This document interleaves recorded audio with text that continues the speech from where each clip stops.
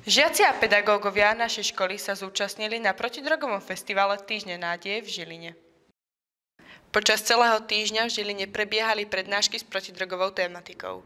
Prednáška, na ktorej sme sa zúčastnili, bola zameraná na užívanie alkoholu u mladistvých.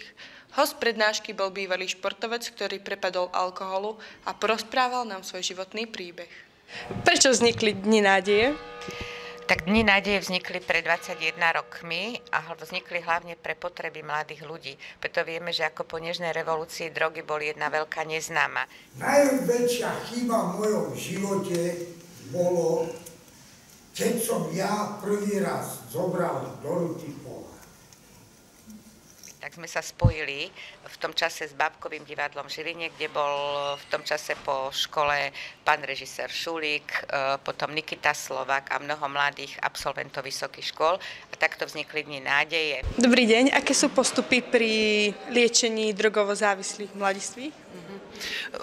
Čo sa týka mladistvých, tak ak to zoberiem z nášho hľadiska, ako my pristupujeme, každý mladistvý musí byť vyšetrený psychiatrom, musí byť diagnostikovaný psychiatrom a ak potvrdí závislosť a sa rozhodne na liečbu, tak môže potom absolvovať liečbu.